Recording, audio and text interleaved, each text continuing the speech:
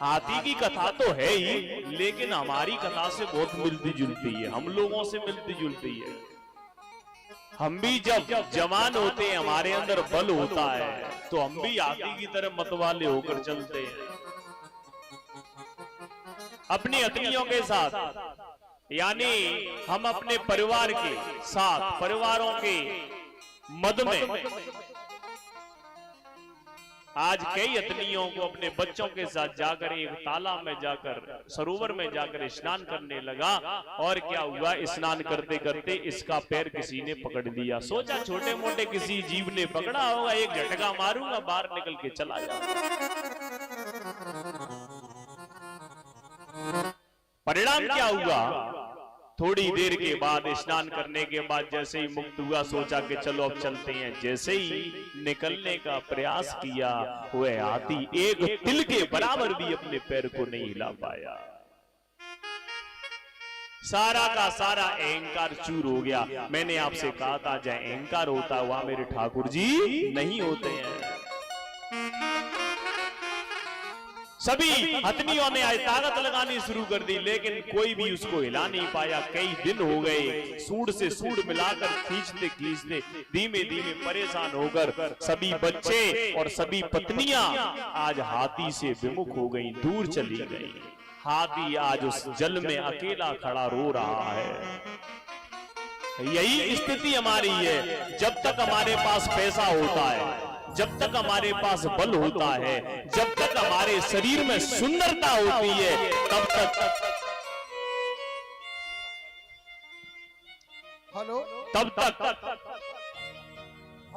Hello चली गई।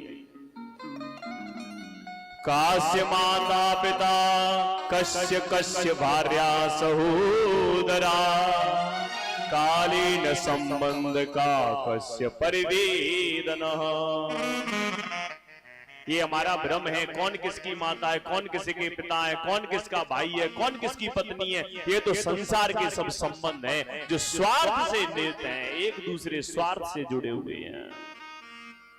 कहते भी हैं, सुख में आने सबे मिले आवत, रहत चहू दिस घेरे, विपत्ति पड़ी सब ही संग छाड़त, को नया बैनीर।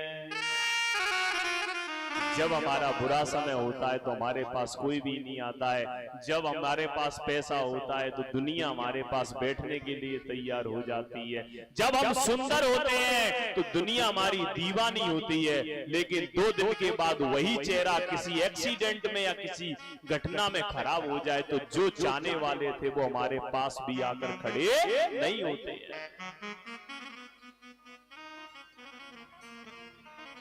प्रीतम जान लियो मन माही, अपने सुख से है जग बांध्यो,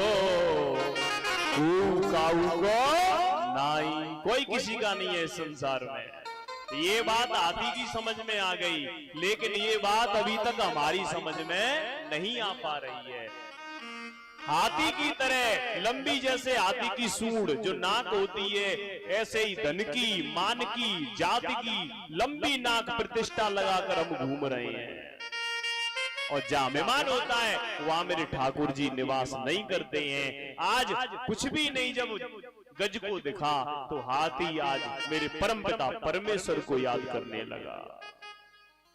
ओम नमो भगवते तस्मै यत एतजिदात्मकम् पुरुषायाद बीजाय परेशाय विधीमहे।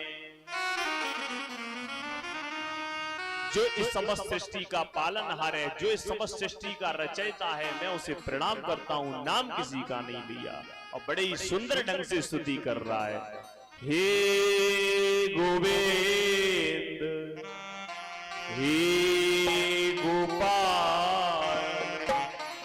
हमें भी करनी चाहिए। जो इस स्तुति को करता है ठाकुर जी उस पर कृपा जरूर करते हैं। हे गोविंद, हे गोपाल, अब तो जीवन हारे। हे गोविंद हे गोपाल अब तो जीवन हारे। हे गोविंद हे गोपाल अब तो जीवन हारे। नीर पीवन है गायो, नीर पीवन है गायो, सिंधु के किनारे। नीर पीवन है गायो, सिंधु के किनारे। सिंधु बीच बसत गाह, सिंधु की चरण गाही पछारे। हे गोविंद हे गोपाल अब जीवन हारे।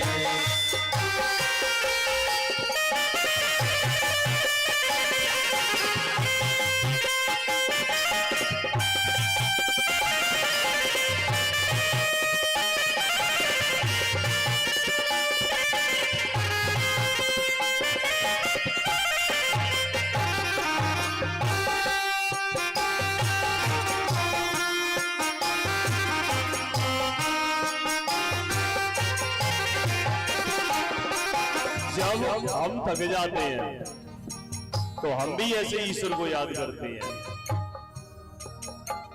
चारे पहर युद्ध भयो, चार ले गयो मझधारे।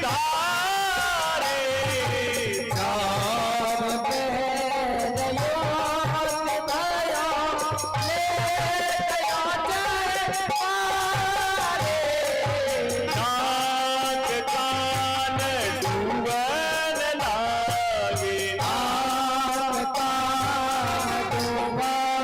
लागे, कृष्ण को पुकारे।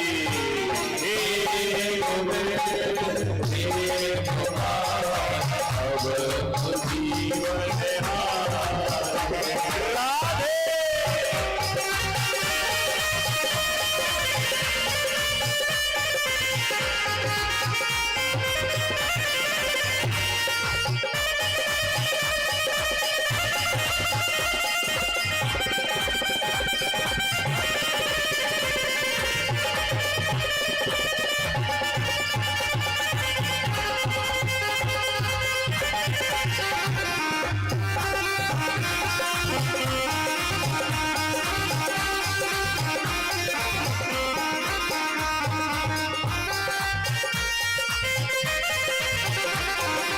हे गोविंद हे गोपाल हे गोविंद हे गोपाल अब तो जीवन हारे। हे गोविंद हे गोपाल हे गोविंद हे गोपाल। हे गोविंद बोली सामरे सरकार की। इस प्रकार से बार बार जब मेरे प्रभु को याद किया तो आज इसको कुछ भी दिखाई नहीं दिया। जौ के समान सूढ़ रह गई थी इसकी जल से बाहर। तुरंत मेरे गोविंद ने गोविंद पूरा नहीं कह पाया था, गो कहते ही मेरे गोविंद नंगे पैर द्वारका से दौड़ लगा दी। और आते ही पहले हाथी की रक्षा नहीं करी, अपने भक्त का मान बढ़ाने के लिए पहले जो भक्त के चरणों में गिरा पड़ा हुआ था पकड़े हुए, पहले अपने सुदर्शन चक्र से उस गिरा का नमो नारायण कर दिया। यानी ठाकुर जी कहना चाहते हैं कि जो मेरे भक्त की शरण में रहता है मैं सबसे पहले उसका उद्धार करता हूं। इस प्रकार से मेरे गोविंद ने इस हाथी की रक्षा करी। किससे? प्रेम से, भाव से। ये हाथी पूर्व जन्म में कौन था? ये हाथी पूर्व जन्म में इंद्रदुम्न नाम का राजा था। अगस्त मुनि को देखते हुए भी इसने अनदेखा कर दिया, तो उन्होंने श्राप दिया, हाथी की तरह अभिमान करता है, जा मैं तुझे श्राप देता हूं, तू हाथी हो जा। जैसे इसने पैर पकड़े अगस्त मुनि के, तो कहा कि इसी प्रकार से तुम हाथी बनोगे, तभी तुम्हारे जीवन को मोक्ष प्राप्त होगा। इसके लिए मेरे स्वयं श्री हरि आएंगे, हरि अवतार लेकर। और ये गिरा कौन था? ये गिरा हु नाम का गंधर्व था। हंसी मजाक सभी से करता था। एक बार क्या हुआ, देवल ऋषि एक नदी में स्नान कर रहे थे। इसने क्या किया कि नदी में अंदर कूद के देवल ऋषि के पैर पकड़ दिए। अब देवल ऋषि ने समझा कि किसी मगर ने आकर पैर पकड़ लिया। बेचारे डर के मारे बाहर निकल के ऐसे तैसे राम राम कह के बाहर आए। हु नाम का गंधर्व ताली बजाकर जैसे ही बाहर निकला, ऋषि ने कहा तुम बड़े, तो इतने में बोला महाराज मैं तो आपके चरण छू रहा था। महात्मा जी ने कहा तुम मगर की तरह चरण पकड़ते हो, जाओ मैं तुम्हें श्राप देता हूं, तुम गिरा हो जाओ, मगर हो जाओ। देखिए चरण छूने का भी समय देखना चाहिए। आजकल चरण छूने का तो बड़ा नया स्टाइल आ गया है हमारे यहाँ। हमारे जो भाई बंधुओं के अंदर परिवर्तन आया है, अब माताओं में नहीं आया है। माताएं तो भी उसी तरीके से पैर दबा दबा के पैर छूती हैं, लेकिन भाई साहब में बड़ा परिवर्तन आ गया है। कोई बड़ा बूढ़ा आदमी मिल जाए तो बेचारे जो पैर छुम्माता है उसको शर्म आ जाती है कि भगवान कहां से पता नहीं क्या। कोई घुटनों से छू रहा है, मतलब झुकने में परेशानी है। अरे कम से कम झुक के अच्छी तरह चरण छूने चाहिए। कोई तो महाराज पेट को ही छू लेता है। अच्छा नमस्कार भाई साहब, अरे जो कोई तरीका है? कहां से कहां आ गए देखते देखते यार। मतलब नीचे चरणों में थे, या फिर सीधे माथे में ईंट मार दो, जिससे जिंदगी भर ध्यान रहेगा कि उन्होंने हमारे चरण छुए थे यार। इससे तो बढ़िया हाथ जोड़ के राम राम कर लो, वो ज्यादा बढ़िया है। बुरा मत मानना, लेकिन जो स्टाइल है ना ये गलत है। ये हमारी संस्कृति की बात नहीं है, हमारे संस्कृति का तरीका नहीं है। माताओं को देखो, जितनी भी बहुएं हैं बेचारी, जब तक चार बार में थोड़ा दवाई नहीं तो सांस घुस ही नहीं होगी क्या? बोले श्याम रे सरकार की। दूसरा तुमा जी हो, उनकी टिकट हो और उन्हें कहीं जाना हो और रास्ते में महाराज जी मिल गए, वही भगत उनके शिष्य मिल गए, ओहो महाराज बड़े दिनों के बाद आए हो। अब चरण पकड़ के वो बैठ गया। अब तुम ये बताओ कि वो महात्मा जी आशीर्वाद देंगे कि श्राप देंगे? महात्मा जी की तो ट्रेन निकल गई और टिकट भी कैंसिल हो गई, और जिस समय पे पहुंचना था वहां पहुंच नहीं पाए, क्योंकि चेला ने पाए पकड़ ले पहले ही। तो चरण छूने के लिए देखना चाहिए सही समय, तब छूने चाहिए। और स्त्रियों को कभी भी जमीन पर नहीं लेटना चाहिए, बहुत बड़ा पाप लगता है। कायदे से स्त्रियों को सामाजिक स्थान पर झुककर भी पैर नहीं छूने चाहिए। ये शास्त्र कहता है, मैं नहीं कह रहा हूं। गलत। आप घर के अंदर झुक के पैर छू सकते हो,